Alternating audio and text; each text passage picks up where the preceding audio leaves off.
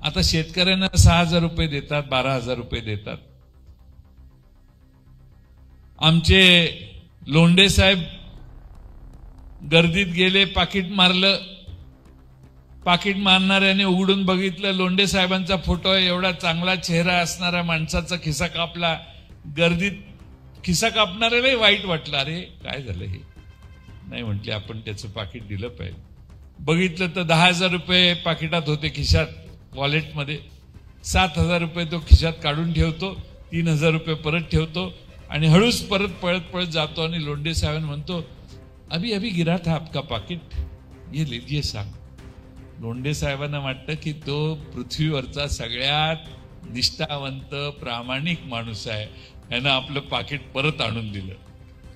लोंढे साहेब जरा पुढे जातात आणि पाकिट उघडून बघतात आणि कळतं की तो जो होता तोच खरा खिसे कापू होता। त्याने आपले 7,000 रुपये घेतले आणि 3,000 रुपये आपल्यावर उपकार म्हणून दिले। आज शेतकऱ्याकडे 12,000 रुपये पाठवतात।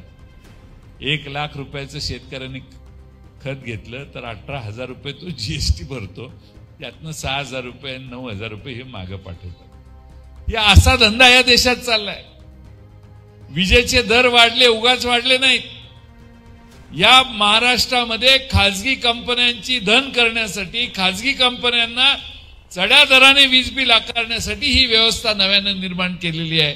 आणि त्यामुळं या देशात, महाराष्ट्रात गुगल करून बघा किती खाजगी कंपन्या महाराष्ट्राला वीज विकतात, त्यांच्यासाठी हे दर वाढवण्याचं पाप या सरकारनं केलेलं आहे।